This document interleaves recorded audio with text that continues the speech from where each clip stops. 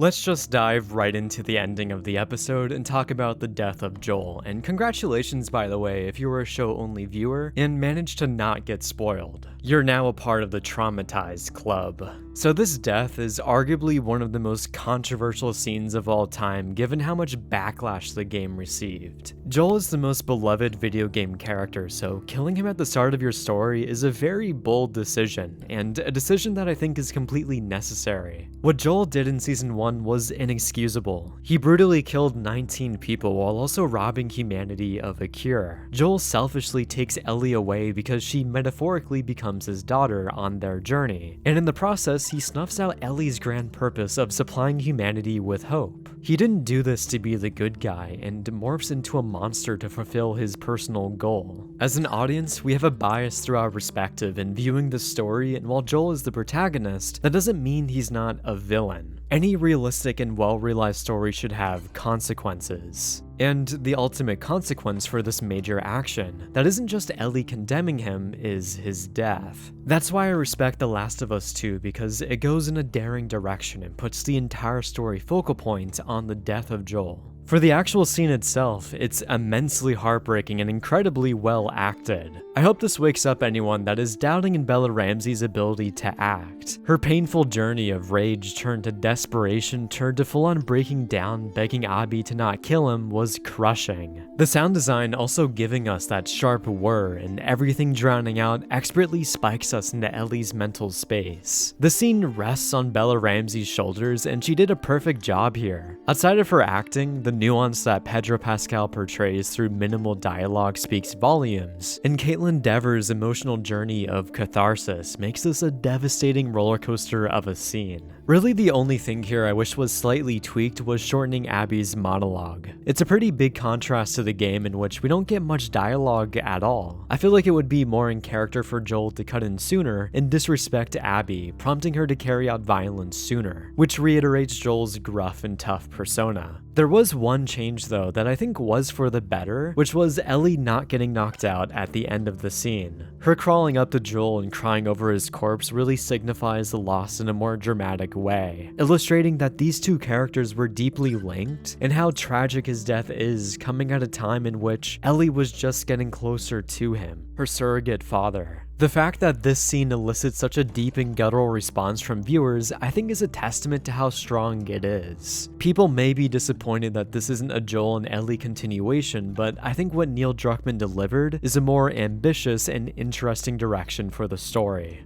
So let's address the major change from the source material, that is, the battle at Jackson. Hopefully the people complaining about the lack of action in Season 1 and that the first episode was too slow are fully satisfied with this scene. I think this is such a cool exploration for the whole new established mechanic of the fungi acting like a hive mind and can direct large swaths of infected. It literally gives us a hard home-esque scene from Game of Thrones, which now that I think about it, this episode really channels some of the best aspects of Game of Thrones between this scene and the death of Joel. Similar to the first episode, I love that the show is able to give Jackson more depth. There's a city-wide emergency that everyone has to overcome, and seeing that system employed and the strategy involved was intriguing. It's kind of ironic that this also operates as a much better long night, because the people at Jackson are using actual siege tactics, like dropping oil onto their enemies, and, you know, we can actually see what's happening. Like, you can still have a storm to make the scene more dynamic, but it doesn't have to cripple the scene's visibility.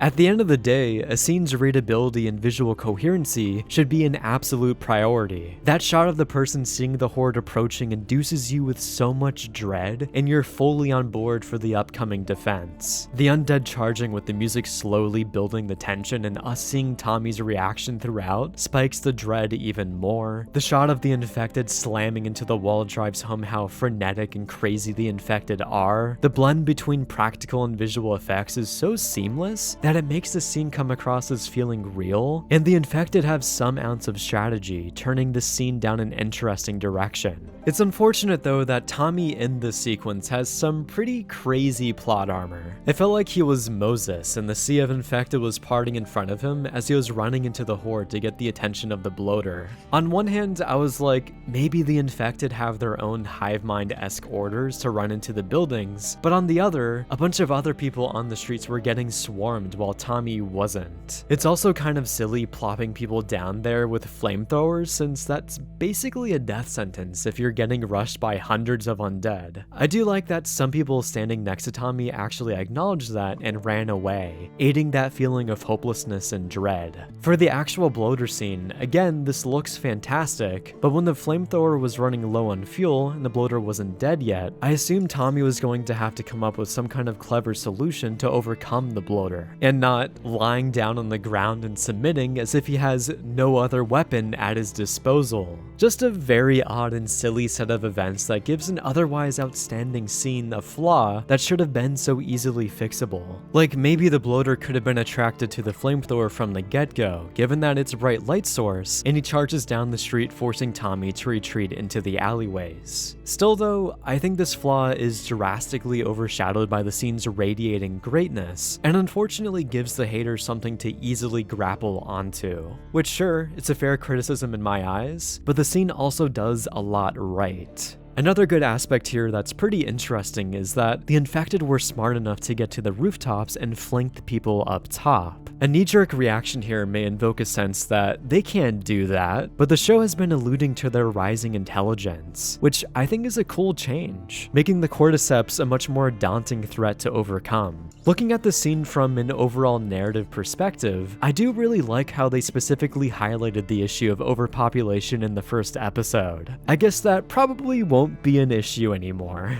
I also love how this overall action sequence essentially entangles with Joel's perspective. The dourness and chaos is shared between both plot lines and cleverly links them together. So whenever we cut back and forth, we don't lose any momentum and our stress level perpetually rises from the 20-minute mark when Abby falls into that graveyard of infected, making it to where this episode is 40 minutes of pure rising chaos. Which for that scene, that was terrifying and is another example of a scene that is an improvement of the source material, where Abby kind of just suddenly gets jumped by infected and they pour in from random directions. For the show, falling into that field of undead and the slow realization of where she is was great. The buildup of horror of not knowing if they're all dead petrifies Abby. Again, like earlier, the blend between practical and CGI is masterful, and the creators never lose that sense of realism.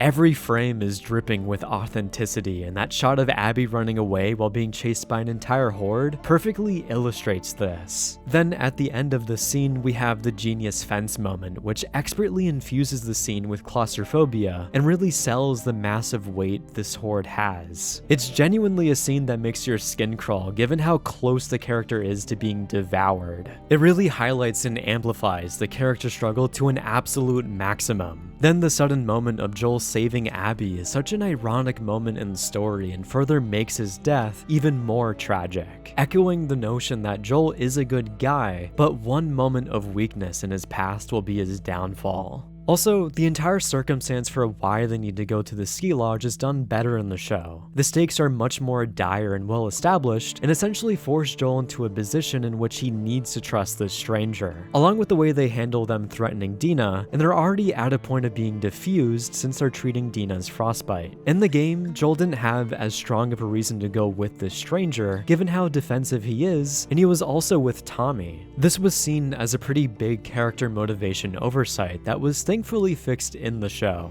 I'll touch on the death of Joel a little bit more at the end of the video, but let's talk about Ellie in this episode. There is a lot of controversy surrounding Ellie and Bella Ramsey that I want to address. Most of it seems to come down to Bella Ramsey not looking old enough for this role, and she's being too childish so far. For the first point, I think this comes from a point of game purity because I don't think Bella Ramsey looking younger is at all story breaking. Even though the actress is 21 in real life, her inner turmoil and character journey is the highlight and point of this story. Her looking younger than her game counterpart doesn't compromise this aspect. In terms of physicality difference, Craig Mazin is establishing in the beginning that Ellie is trained in martial arts, so any hand-to-hand combat she encounters, she can overcome and make up for that fundamental physical difference. This kind of inadvertently goes into the whole toxic debate that women fighting men is unrealistic or is woke, which is genuinely pretty upsetting to read about, but as established in the show, there are definitely ways to bridge that gap in fighting styles or using your environment or wits to your advantage. Just because someone is bigger doesn't mean they'll automatically win in a fight, and will normally come down to weapons at their disposal and fighting techniques. For the second point I raised about Ellie's character being too childish, I started to feel that more in this second episode. There are some minor instances of annoying petulance that can give off the notion of unlikability towards her character, which does unfortunately reinforce her lack of maturity and not being adult-like. However, this may not be an issue going forward, considering that the death of Joel will undoubtedly harden her, and maybe the writers are leaning into this negative characteristic to highlight her change in the upcoming episodes. I don't want to jump the gun and immediately condemn Ellie's character after a couple of episodes where she's having some instances of being overtly annoying. Moving further into the episode, we have the scene of Ellie and Jesse hanging out in Eugene's weed den.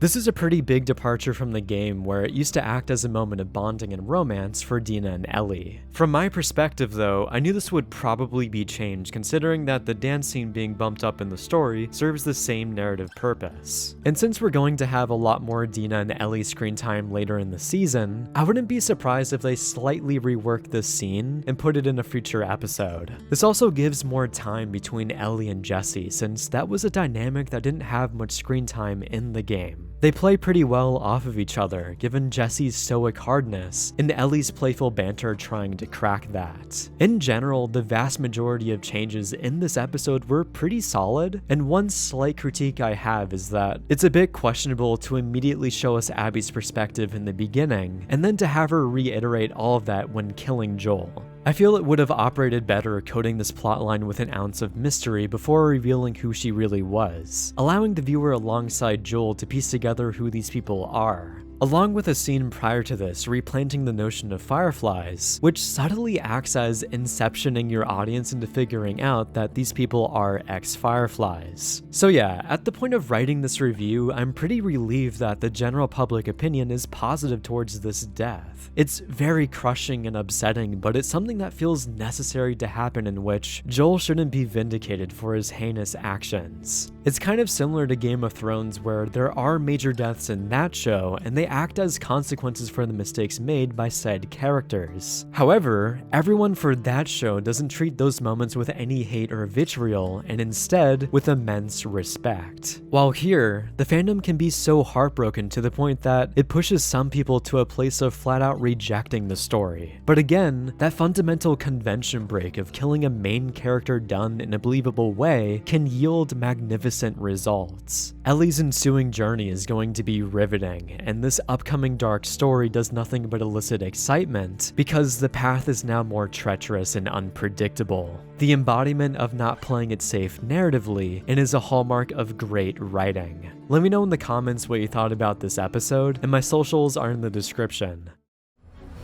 Thank you to my amazing top patrons, Logan Farmer and Simply Put.